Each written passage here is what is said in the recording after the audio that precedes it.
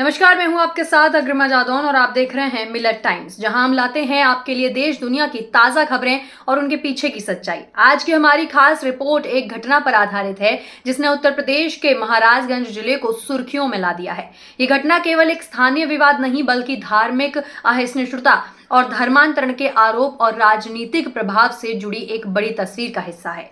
दो बसों में सवार महिला और पुरुष श्रद्धालु नेपाल के चर्च में प्रार्थना सभा के लिए जा रहे थे, लेकिन हिंदू संगठनों ने उन पर धर्मांतरण का आरोप लगाकर उन्हें घेर लिया और मारपीट की। इस वीडियो में हम इस पूरी घटना को विस्तार से समझेंगे, इसके पीछे के आरोपों की सच्चाई जानेंगे और इस घटना का समाज पर क्या असर पड़ सकता है उस पर भी चर्चा करेंगे। तो बने रहिए हमारे साथ अंत तक।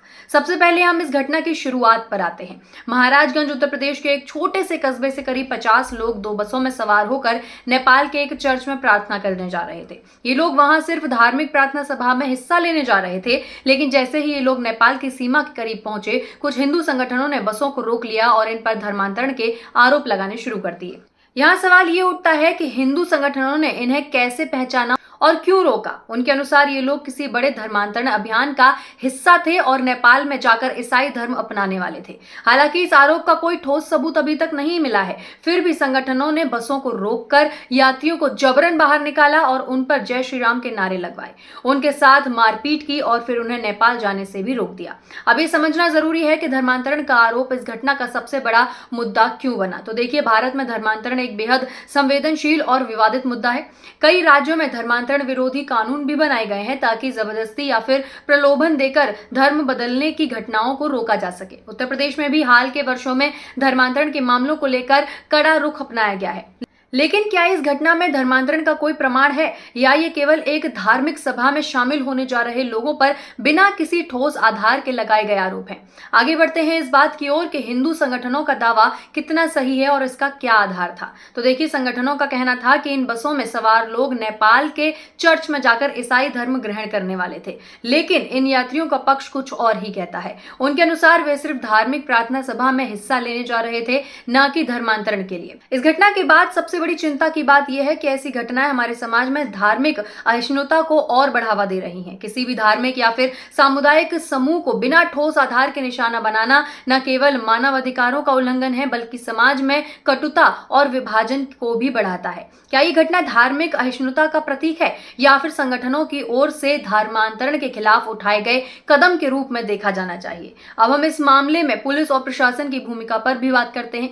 जब भी इस तरह की घटनाएं होती हैं तो सबसे पहले पुलिस की जिम्मेदारी बनती है कि वो स्थिति को नियंत्रण में रखे और निष्पक्ष रूप से जांच करे, लेकिन इस घटना में ऐसा कुछ नहीं देखा गया। पुलिस ने शुरुआती तौर पर किसी ठोस कार्यवाही के संकेत नहीं दिए और ऐसा लगता है कि इस मामले में प्रशासन ने निष्पक्षता से काम नहीं किया।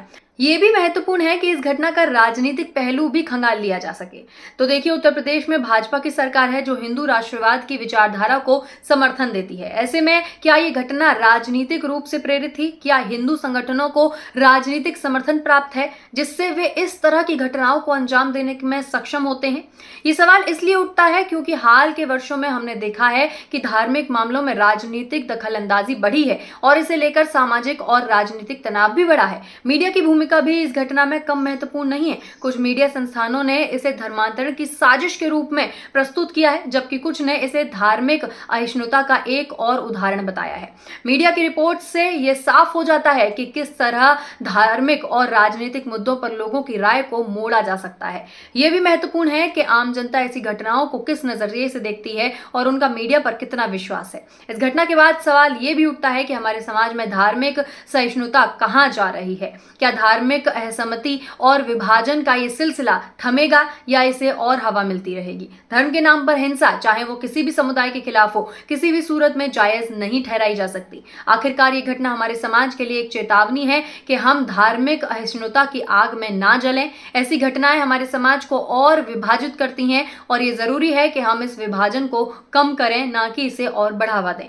सरकार, पुलिस और मीडिया की भी ये जिम्मेदारी बनती है कि वे ऐसी घटनाओं की निष्पक्ष जांच करें और जो भी दोषी हो उसके खिलाफ सख्त से सख्त कदम उठाए जाएं। तो दोस्तों अब ये आपके ऊपर है कि आप इस घटना को किस नजरिए से देखते हैं। क्या आपको लगता है कि धर्मांतरण की साजिश थी या फिर ये धार्मिक अहिष्णुता का एक और उदाहरण है?